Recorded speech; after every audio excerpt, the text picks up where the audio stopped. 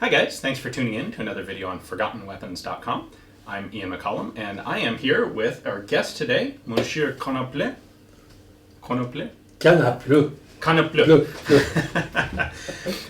Who has a very interesting association with the history of French military sniper rifles. So right now, my French is next to non-existent. So we have someone here who's going to help with a little bit of translation, but if you're watching this and you don't see them, turn on the subtitles below, because we'll have translations of both this in English and that in French, because this, I think, will be a very interesting subject for both French and English speakers who are interested in the topic. So we're going to talk about the FRF-1, also the FRF-2, and his projects that came after it. So if you could just start us off briefly with, who are you, for people who don't know? Comme je vous ai dit, j'ai commencé pendant mes vacances scolaires à travailler sur du matériel militaire. So, how did the French Army come to adopt the FRF-1?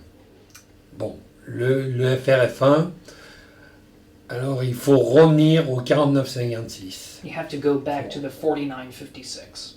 Il faut revenir au 49-56 car il avait été prévu que ce 49-56 fasse armes de combat et armes de tir de précision. Donc ils ont été équipés tous de lunettes pour pouvoir permettre du tir à grande distance. Mais à mon avis, je pense que le 49-56 n'était pas conçu pour être une arme de précision. Bon, le 49-56, si on le compare au Garand, il n'a pas le pouvoir, les possibilités du Garand, de par sa conception. Il ne peut pas être une très bonne arme militaire, voire pour le soldat supérieur au Garand, et être une arme de précision, les deux en même temps. Donc, à la fin de la guerre d'Algérie, il s'est trouvé une chose, c'est que on avait fait une erreur de vouloir équiper une arme automatique pour en faire une arme de tireur d'élite. Et à partir de 63, on s'est penché sur une arme à répétition. On revenait à l'arme de répétition, comme tous les pays étaient équipés, comme arme spécifique de tireur d'élite. Voilà, je pense que c'est la base de tout. Disons qu'ils se sont aperçus de leur erreur. Le 49, il faut expliquer pourquoi le 49-56 n'obtient pas les précisions. On a une culasse à coin. Hein? Tilting bolt. Donc, quand il se ferme, ça vient buter contre la tranche du canon et la culasse s'abaisse. Déjà, les formes géométriques de la culasse et de la douille ne sont pas les mêmes. D'accord avec moi? The geometric shape of the bolt doesn't allow it to get basically a consistent lockup. Which is why there was never a sniper FAL. Yeah. C'est pour ça qu'il n'y a jamais eu un FAL de sniper, par exemple. Parce que voilà, le FAL avait puisque le FAL, à peu près, ça a été une copie de ce type de matériel. Donc le problème, alors que dans le tir de précision, il faut peut-être expliquer une chose, c'est la feuillure. Espèce. Hein? C'est ça en américain. Oui. Bon, pourquoi on met une feuillure? C'est pour permettre à une arme de chambrer toutes les cartouches. Et de se fermer sans aucun problème sur toutes les cartouches. Mais cette feuillure a un inconvénient, c'est que pour avoir le maximum de précision, il faut que la cartouche ait le minimum de jeu. Hein? C'est-à-dire que la cartouche, au moment de l'explosion, elle ne bouge pas. D'où l'intérêt du FRF-1. So the FRF-1. D'où l'intérêt du FRF-1, parce que le FRF-1 a une culasse, a une particularité avec beaucoup d'armes, c'est que lorsqu'on tourne la culasse comme ça, la culasse avance. The bolt moves forward. Les verrous ici sont hélicoïdaux. C'est-à-dire quand vous tournez la culasse, le verrou avance et si on a connaissance et qu'on règle bien ce système, on peut arriver à ce que la cartouche vienne appuyer sur le cône et la tête de culasse sur cette partie-là. Donc la cartouche est parfaitement centrée dans l'arme. Et c'est ce qui fait sa valeur, de sa précision. Ceci, on y trouvait avant sur le M14, le SI7, hein, mais ça a été abandonné parce que ce type de fabrication est très onéreuse. Demande des machines spécifiques et donc coûte très cher. So, when these were used by the military, they must have issued special precision ammunition, not standard 7.5 ball. Alors, lorsque le FRF1 a été donné à l'armée, est-ce qu'ils utilisaient une cartouche spécifique? Ou est-ce qu'ils utilisaient de la cartouche d'infanterie standard? Bon, au niveau... alors je vais parler au niveau de la manufacture. Au niveau de la manufacture de Saint-Étienne, ils ont sélectionné une manufacture d'État qui fabriquait des cartouches et qui pour eux étaient les meilleurs, c'est-à-dire la cartoucherie du Mans. Pour eux, voilà les cartouches de référence qu'ils avaient. D'accord. Maintenant, au niveau militaire, je ne peux pas vous dire, hein, mais c'était la 29C, la cartouche normale militaire, mais la fabrication spécialement du Mans. The FRF-1 is basically a modification of the MAS 36, but built entirely from scratch. Oui. Le FRF1 est une continuité du MAS 36. Mais on s'est aperçu au fil des années, dans les années 50, 60, que le MAS 36 avait un inconvénient, compte tenu qu'il avait un verrouillage arrière et qu'il avait un pont ici, le boîtier, comment pourrais-je dire, le boîtier au départ du coup se pliait, c'est-à-dire le boîtier qui était droit devenait comme ça au départ du coup. Et donc il y avait une modification de la géométrie que je vous ai parlé tout à l'heure. Oui. Hein?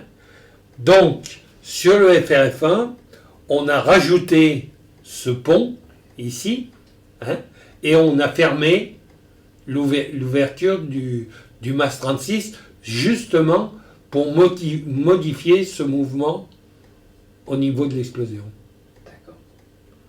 Et il a été légèrement allongé aussi au niveau du boîtier. How well liked was it by soldiers? Was it considered? It must have been considered successful, I think. Est-ce qu'il était apprécié par la troupe? On pense qu'il a été en effet couronné de succès. Est-ce que vous pensez qu'il a été apprécié par les soldats qui l'ont utilisé? Oui, je pense qu'il a été apprécié dans la mesure que c'est une excellente arme de combat. Bon, déjà son poids. On approche au niveau des performances d'une arme de match, c'est-à-dire une carabine pour faire du tir. Je dis bien, on approche les performances d'une carabine de match avec un poids qui est à peu près la moitié du poids d'une arme de match. Hein? Et il doit faire 3 kg, 500 kg, et une arme de match est entre 6-7 kg. It is a lot lighter Donc than l'intérêt you'd expect. pour le soldat, c'est quand même... Is there anything special about the design that allowed it to be both that light and that accurate? Est-ce qu'il y a eu quelque chose dans la conception qui lui a permis à ce fusil d'être aussi léger et précis à la fois? Bon, le fait de rajouter ce frein de bouche comme ça et une bague et un filetage très long permettait de, soi-disant, modifier le régime vibratoire du canon. En réalité, personnellement, je pense que c'est faux. Au jour d'aujourd'hui, on peut l'affirmer. Mais en contrepartie, on s'est vite aperçu que les ouïes du frein de bouche avaient une incidence. C'est-à-dire que l'incidence des ouïes du frein de bouche, l'ouïe doit se trouver en face du creux de la rayure. Car la balle lâche le canon par la rayure. Et donc les premiers gaz qui sortent par les creux des rayures. Et donc sont aspirés par les fentes tout de suite. Et donc c'est pour ça qu'il faut tourner le frein de bouche pour rendre dans une position parfaitement géométrique les ouvertures du frein de bouche. Ok. Et donc ça faisait une belle chose pour les gens, effectivement, que l'engouement est venu de cette belle histoire. Hein. So I find it interesting when I picked this up. It was much lighter than I had expected. And it seems to be, in many ways, it has a lot of commonalities with the Soviet Dragunov, in that it's a gun with a lot of mythology around it. And it's a gun that was developed to be a combat weapon where it's lightweight, but also then has to balance certain capabilities. And it seems to me like the FRF-1 is lightweight and rugged and very accurate, where the Dragunov is lightweight and rugged and less accurate, but faster to shoot because it's semi-automatic. Donc quand il l'a pris en main pour la première fois, c'était la première fois aujourd'hui, il l'a trouvé très léger. Et donc, ensuite on a expliqué que le développement du fusil requérait un certain poids et un certain standard de précision. Ce qui lui a fait penser immédiatement au Dragunov soviétique. Et il pense que ce sont deux armes qui ont pas mal de points communs, à savoir que ce sont deux armes absolument mythiques, que ce sont deux armes assez légères, mais que par contre, le Dragunov n'a pas la précision du FRF1. Mais que le Dragunov rattrape ça parce qu'il est semi-automatique. Qu'est-ce que vous en pensez ? Bon, si on regarde l'arme russe, l'armement russe, on s'aperçoit que par rapport à l'armement français, il y a beaucoup de similitudes. Hein, je prends le 49-56 et le verrouillage du Tokarev, on a pratiquement une similitude hein, de ces deux armes. Si on prend le TT-30 et le PA-35, on a une similitude. La platine Peters d'un côté et la platine du Tokarev de l'autre. Maintenant, le Dragunov, lui, son système de verrouillage a été un peu inspiré du verrouillage du Garand. Hein, ce système de verrouillage qui est un système excellent, ce qui notait que le Garand était une très bonne arme pour du tir précision. En contrepartie, il perdait tout lors du transport. Hein. Mais le Dragunov, j'ai eu à travailler sur des Dragunov, d'ailleurs j'ai une cible qui est derrière là. Bon, effectivement que le fait de tirer en semi-automatique, mais on peut en faire quelque chose de pas mal. Il y a toujours le problème des armes militaires et de leur reconditionnement qui oblige d'avoir des tolérances qui sont énormes. Bon, une arme de précision, il faudrait presque la faire à l'unité. Enfin, du moins la finir à l'unité. Okay. So there was something that wasn't good enough about the FRF-1 that led to it being replaced by the FRF-2. What changes were made? On est passé du FRF1 au FRF2 Pourquoi?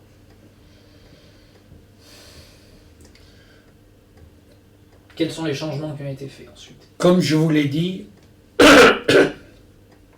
tout à l'heure, on est passé du FRF1 au FRF2 parce que on a une demande, on ne peut pas supporter d'avoir une arme qui est 30 ou 40 ans. Hein. Donc il faut reconditionner ou refaire de nouvelles armes. D'ailleurs, c'est la preuve, le remplacement du FAMAS par le HK 476, je crois.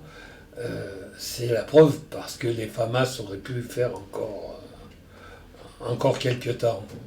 Hein. Donc il fallait un changement d'arme. En plus, l'arme de tireur d'élite était faite pour une guerre, on voulait l'adapter à une guerre moderne, c'est-à-dire avec les détections de signature thermique. Donc, on a monté sur le FRF, au début, parce qu'il faut reprendre, au début, c'était de faire un fusil, un FR G1, hein, donc le FRG.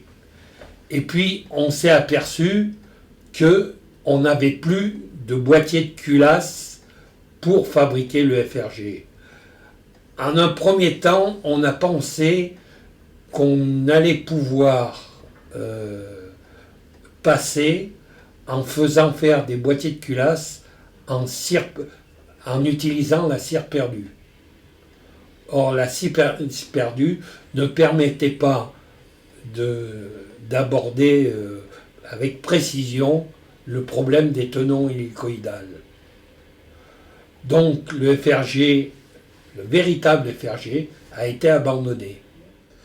Donc, le problème de la cire perdue, pour faire le verrouillage hélicoïdal, le verrouillage du boîtier hélicoïdal, ça posait de très très gros problèmes pour obtenir les précisions qu'ils voulaient. Donc le projet est tombé et a fait le jour de reconstruire le FRF1 en FRF2. Donc on est parti là-dessus, en ajoutant un bipied pendulaire et surtout, une chose intéressante, c'est des études qui ont été faites au niveau de GIAT pour une nouvelle technique de fabrication de canons. C'est-à-dire que sur le FRF2, on a fait des tests, différents tests, pour trouver le canon qui obtenait la meilleure précision. Or, la meilleure précision a été obtenue par un canon dont il n'y avait que 3 rayures, un canon 3 rayures, et avec une âme conique. Pourquoi l'âme conique? Parce que on s'est aperçu que au niveau des FR, l'usure du canon était sur une longueur de 100 mm au départ de la chambre. Là, il ne s'usait pratiquement pas sur une longueur de 30 mm et il s'usait énormément à partir de cette distance. Et donc, les canons étaient coniques vers la chambre et coniques vers la sortie. Donc le problème, ça venait d'une seule chose, c'est que le projectile, lorsqu'il transite au niveau du canon, le projectile s'use dans le serrage du canon. Et il y arrive à un moment où le dard de l'explosion, c'est-à-dire, comment on pourrait dire, la flamme de l'explosion passe entre les deux parois et elle agit comme un chalumeau. Hein, c'est pour ça que le canon a une usure. En quelle année a été adopté le FRF2? what year the Alors, FRF2 86-87. the FRF2 was adopted in 86. 86-87. Okay. Mais le FRF2 correspondait à une guerre moderne. C'est-à-dire, bon, utilisé chez les talibans, à l'heure actuelle, il n'offre aucun intérêt par rapport au FRF1, compte tenu qu'ils ne sont pas capables de déceler la signature thermique de l'arme. Mhm. Hein? Et le manchon est un morceau de plastique à transporter pour rien du tout. Okay. So that thermal shield really is there to prevent someone else from seeing the heat of the barrel. Donc le manchon thermique est véritablement là pour empêcher qu'on détecte la signature thermique du canon. Voilà, Interesting. uniquement. Yeah, nobody else does that. Uniquement. Now, Donc, pour ce type de guerre, ça n'a aucun intérêt. Il faudrait qu'il y ait un hélicoptère qui passe dessus, qui révèle. Bon, c'est une stupidité. Mais étant donné que que dans ce monde, c'est surtout l'histoire qui raconte. À partir du moment où on a un matériel, alors c'est ce que vous disiez, à partir du moment où on a un matériel que les autres n'ont pas, c'est mieux, It's better. wait. ni plus ni moins. So you designed a rifle that was developed for the French military as well as the French sports shooting community. And it sounds like that was in competition with the Heket, or Hecate. I can't pronounce it in French. Where does that fit into this story? Alors, on a fini sur le FRF2, maintenant il passe à votre fusil, Oui. ici. Et donc en fait il vous demande, entre guillemets, quelle est, si on peut en parler, Oui, là, ça m'intéresse. l'histoire de ce fusil, le rapport avec, vous aviez parlé de M. Payen tout à l'heure, du PGM, etc. Oui. Si vous pouvez nous présenter ce fusil. Alors ce fusil, j'ai eu une opportunité, c'est de rencontrer des gens au niveau de l'école interarmée des sports. Mhm. Donc un capitaine qui est décédé aujourd'hui, mais qui cherchait la nouveauté, qui cherchait l'efficacité. Donc en un premier temps, j'ai fait des réparations pour l'EIS, et compte tenu des armes que j'avais changées, les canons donnaient des meilleurs résultats que le fabricant lui-même. Lors d'un repas à Fontainebleau, on m'a posé la question: êtes-vous capable de fabriquer une arme qui pourrait être championne du monde?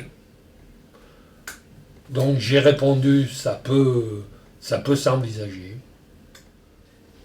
Donc c'est pour ça d'ailleurs que mon histoire est indissociable du FRF1, du moins de la manufacture d'armes de Saint-Étienne.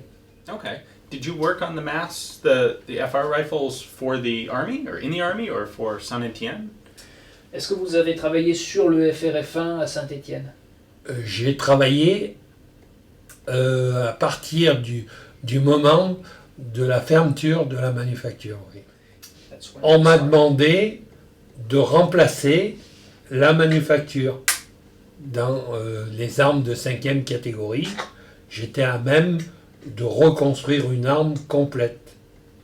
Donc j'ai travaillé pour eux lorsqu'ils ont été à Saint-Chamond, et puis après j'ai travaillé en direct pour les gendarmes.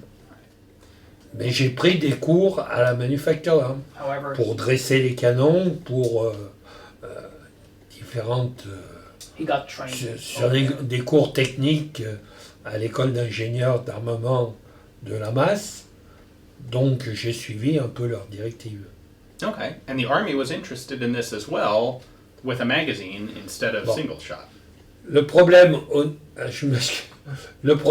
au niveau de cette arme, comme vous pouvez le voir, l'extérieur ressemble au profil du FRF1, Mhm. et au niveau de la culasse, si je peux. enlever ça. Voilà. Au niveau de du démontage de la culasse, c'est exactement la même chose que le FRF1. Well, that's pretty easy. Ça. Si vous voulez, je démonte le FRF1, sa culasse. On se retrouve avec à peu près les mêmes éléments.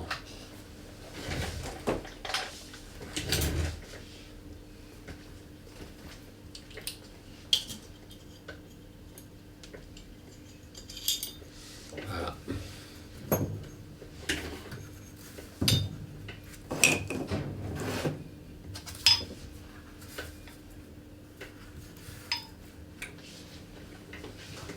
Very similar. You moved the locking lugs to the front.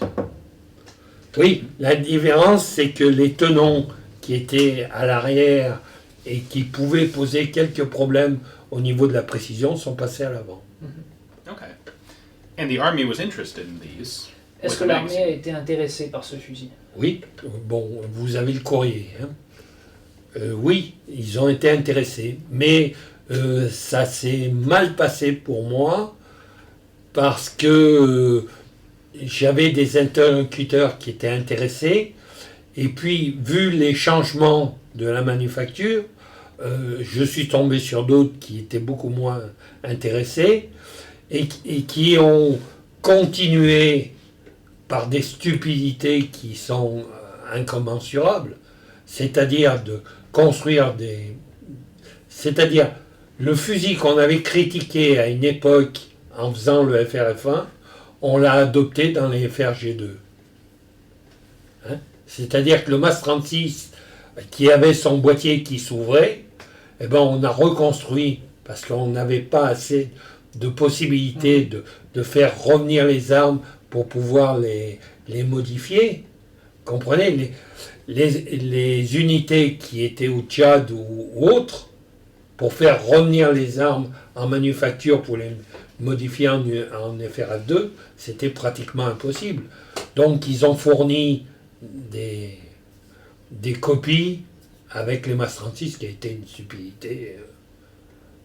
une stupidité sans nom.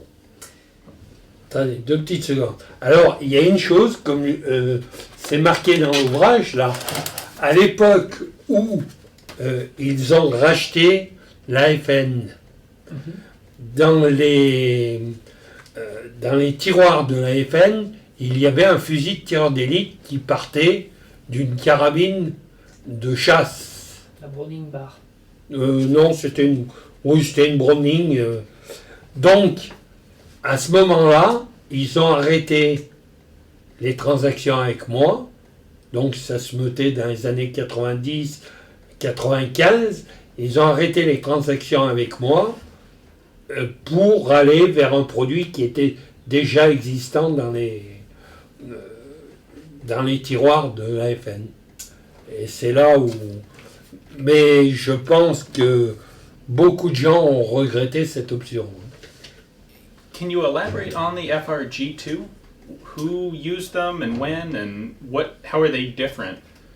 I know the receivers are different, but what else? Est-ce que vous pouvez un petit peu développer le sujet du FRG2? Qu'est-ce qu'il y a de différent, notamment au niveau du receveur, le receveur de MAS 36, etc. Qui les a utilisés? Attention, le problème du FRG2, il est complexe, parce qu'il y a le vrai G2, et puis il y a les G2 de récupération, hein, les MAS 36. Les MAS 36, bon, il s'est trouvé que, comme je vous ai expliqué, l'ingénieur, le chef de division était Alain Coube. Bon, tant que j'ai eu Alain Coube comme interlocuteur, le problème, on se comprenait ensemble, parce qu'il m'a donné du matériel, dont les flux thermiques, pour que je puisse... Alors, pour revenir, il s'est trouvé une chose, c'est que lui a été obligé de trouver des crédits pour développer mon fusil. Et ces crédits étaient difficiles à trouver. Donc il m'a demandé de continuer l'étude, moi de mon côté, et puis il s'est trouvé qu'on était dans les phases de la dislocation de la manufacture d'armes.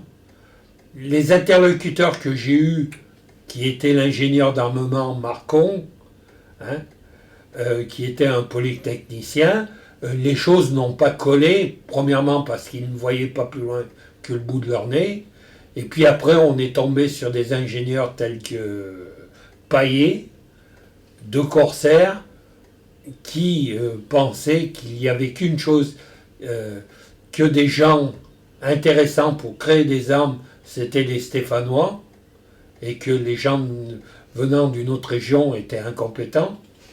Hein. Donc on est arrivé, puis il y a eu la fermeture de la manufacture, et donc tout est parti à volo. Thank you very much. Merci beaucoup for sharing all of the knowledge of this with us. It's very interesting. J'aurais de quoi vous raconter pendant des heures et des heures. You'd have hours of stories to tell. But I'm sure, and I hope we have a chance to come back and do this again. j'espère pouvoir revenir un jour et éventuellement Oui. rediscuter avec vous. Voilà. Thank you very much for watching, guys. I hope you enjoyed the video. If you do find this interesting sort of content, please do consider checking out my Patreon page.